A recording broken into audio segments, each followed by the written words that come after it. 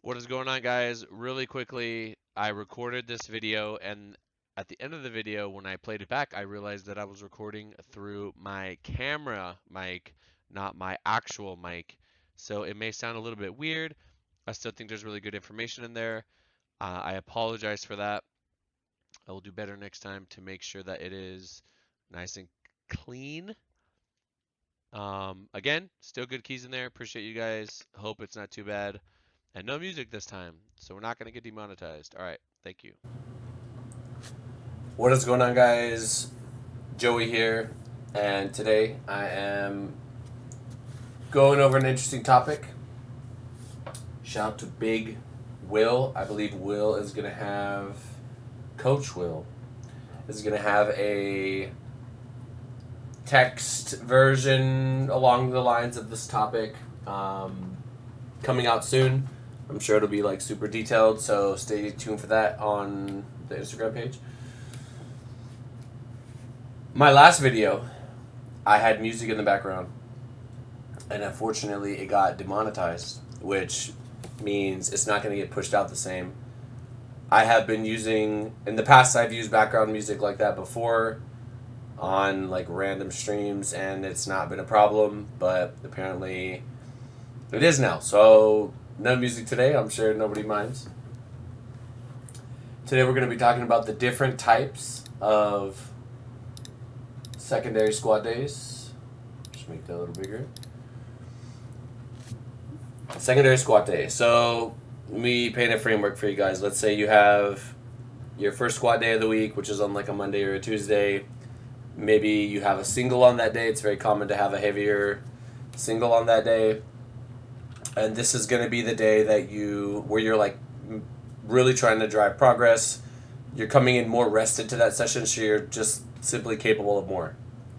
Your secondary squat day is going to be a couple days later, and we're going to talk about, is it going to be the same as your comp squat? Is it going to be a high bar squat? Is it going to be a safety bar? Is it going to be a front squat? What are the reasons that you might want to do those things? What might the volume look like? What might the intensity look like? What kind of rep ranges are we going to be operating in? And I plan on doing these for bench and for deadlift. I'm sure by the time I get to deadlift, this method is going to be much more refined, as you guys know, very off the cuff. So, what is the purpose of a secondary squat day? Now, getting into like more programming stuff, or at least why I like to do things, the secondary squat day can have many different types of goals. Just an example of one particular reason for a secondary squat day is, if you even need it, because some people don't even need a second squat day, you're carrying the effects. I like to look at it as you're carrying the effects from that first squat day, sort of the whatever stimulation, whatever fire was stoked to get you to progress or grow from that first day. You're just reinforcing that with this second day, and it is, let's just say you're using a comp lift, right? So let me just like give you guys an example. Let's say on your first day you had 2 sets of 8 at an RP8. That's like pretty tough, right? Let's say you took a single at 9. That was like your first squat day. Pretty good output. Set of 8 at 8 is going to be like very invasive, right? Then we're coming into your second squat day. And let's say, so if I'm programming this, right, I'm thinking, okay, so my lifter, again, like there's a multitude of different scenarios, but I'm just going to like manifest a magical make-believe lifter that this would apply to. You come into your second squat day. Let's say I'm thinking to myself, okay, they're going to be beat up. They're going to have some fatigue from that first day. They're going to be... What do I want the second squat day to kind of look like in terms of rep ranges? Maybe I go with something chill, like depending on the person, we'll go 3 sets, and then we'll go somewhere in the 4 to 6 rep range, right? And then the RPE is going to be, it's going to be anywhere from, I would say 6 to 7 will be fine, right? And then if the goal of that day is to sort of be almost like recovery from the first day, that's an example of something that you might want to put in. Now, let's say Again, this is with the comp lift. Let's say that first day was.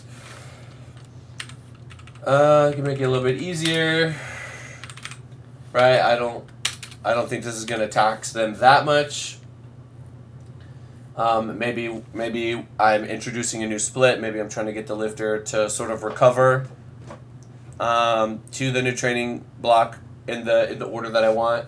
Right, setting the split. For those of you taking the workshop, and then we might have. We'll just go something like this, right? Just kind of establishing somewhat of a baseline on those 2 days, and then we can build off of it, right? Now, let's say I want to tone this down a little bit, right? Just do that. That's a super chill day. Probably get away with something like that. You could even get away with something like that, whatever, right? You can use low drops, whatever you want to do. Hit that, come in the next day, and let's say the lifter can typically push more on this day, right? Maybe their deadlifts are in between. Maybe their deadlifts will be here. Let's say this is like a Monday, this is a Friday or whatever, it's a Wednesday. And they can hit this. They can generally push on these days. Maybe I might do something like that, and then as the weeks go on, I'm adding sets, increasing RP, things like that, right? These are just examples using the comp lift. That's one way you could do it. Another thing that you could do, and let's say you have the first day as primary squat day, take a heavy single, whatever, using that as a main driver day. For myself, for example, throughout all of my preps, when I, literally, I want to say, if I was competing heavily from, 2016, I competed starting in 2013, but let's say 2016 to 2020, I would say the last 3 years of that, I was exclusively doing high bar on my secondary day. The reason for that is because my my low bar, the damage in a good way, the effect that I caused from that first day was so powerful that I couldn't even really do another low bar squat day. So I would just do some very easy, moderate, high bar. There were times when I would take 405, for multiple sets of 5. There were times that I would take 455. There were times when I would go in and I would feel amazing, and I was on a deload week, and I would literally take 500 for 12, just messing around, and then I'd be done for the day, right? It just depends. High bar was a way for me to ingrain some good habits that I wanted my low bar to have and mimic. And also, it wasn't taxing my body the same as what a double low bar would do. My hips would get super tight, and it was just like a disaster. And I think even now, if I have lifters that, they get very, very tight from the comp lifts, just doing them over and over and over again, variation is great. Variation is a great, it's a great excuse to throw in some variation. You could use high bar, you could use safety squat bar, right? So we could go high bar, SSB. Safety squat bar is the one with the handles right here. Sometimes the handles come down and tilt even more. There's all kinds of weird ones. You could do front squat. Front squatting, for me personally, it is more of a back movement. You do hit the quads good, nice and good quad action, but everybody's different. And I would say you got to find out whether or not you could load it a lot. If I really wanted to do something like this, I prefer the hack squat, just because if I wanted to target the quads, just because my back becomes so involved in what's going on that I think the hack squat is just a better, safer movement for me. But it really just depends on the lifter, and it depends what are you trying to do? What am I trying to work around? How can I get extra work in to make my lifter a better primary, to make the primary squat day better? Hopefully that transfers over to the platform. We're using that second day as a tool to complement the first day. That's how I like to look at it. Volume, again, that's going to go hand in hand with what the goal is. If the goal, usually it's gonna play off of the first day. So if the first day is to, if we're trying to increase the amount of workload we're doing this block, we're trying to get more volume in. You go in, you hit your low bar squat, right? You're coming in to the second day of the week, you're hitting your high bar squat. If you're introducing volume, maybe you start out moderate on that second day, and then you're slowly, like, you're getting most of your work from the first day, but you're slowly increasing the second day as well, making sure that it's not so invasive to where when the lifter comes into that first day, they're going to be demolished. Safety squat bar, again, if your lifter has like bad shoulders and they want a way to squat somewhat like a high bar, a safety squat bar could be a good substitute. You could also do big machines on this day, like a leg press or whatever, cambered bar.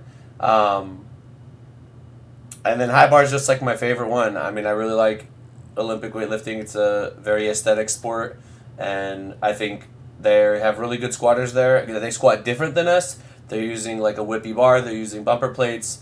The physics are a little bit different, but they're still super impressive. And I think there's a lot powerlifters can learn from Olympic weightlifters and from bodybuilders even, which some of them don't even squat. um, yeah, so the volume, the intensity, the rep ranges, all of that is going to kind of fit whatever. Like if I'm speaking from the coaching perspective and I'm programming for a lifter, what am I trying to accomplish? What am I trying to do for the lifter? I'm manipulating those variables to get the effect that I want, or I'm reinforcing an effect. Sometimes you might have a lifter. So like for example, if I use myself, or Jesus, or who else? I'm trying to think of other lifters.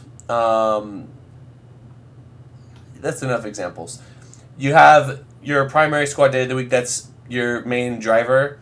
I still think you should hit legs at least twice a week.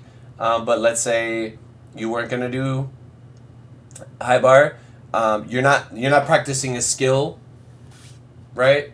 A barbell squat. You're not practicing a skill now. Maybe your goal is hypertrophy. Maybe your goal is injury prevention, right? Maybe your goal is, you know, working on like some kind of like skill acquisition. Like you're not doing the comp lift, but you might have a harder version of the lift where you're working on balance or something.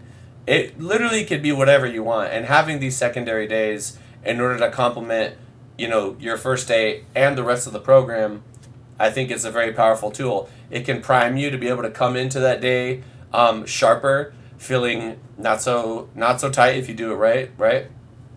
You're stimulating growth. You're making sure that those knees. I mean, think about it. If you sit all day, your hips are going to get tight. I know that when I'm sitting in this desk, if I'm here for like 2 hours and then I get up, I'm like, oh my God, what's going on? You know what I mean? Like my body's like stuck in that position.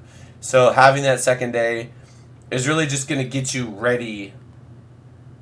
It could help get you ready for that first day. It could also be to, let's say you're doing your low bar day and something happens to where you can't low bar for a little bit, but you remembered through that secondary day, maybe you were experimenting, maybe your coach had you do like some weird stuff, whatever.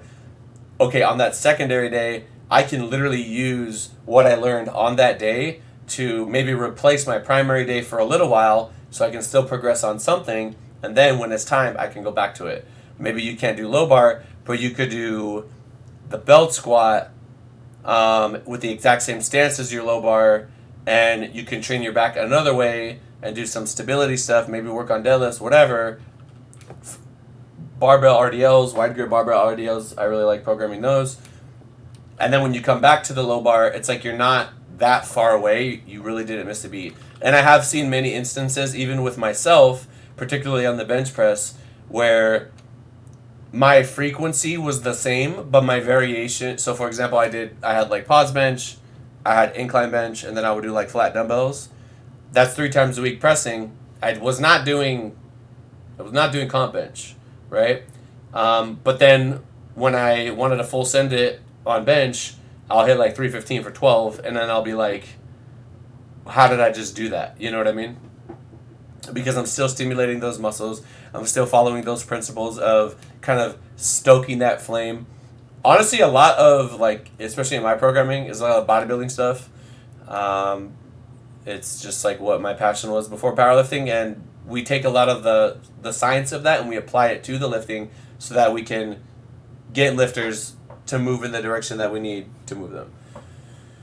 Anyway, I think that's a good little video. If you guys like videos like this, let me know in the comments down below. This video is definitely not getting demonetized because there's no music on it. I appreciate you guys. I'll try to let you guys know what's going on with the next stream.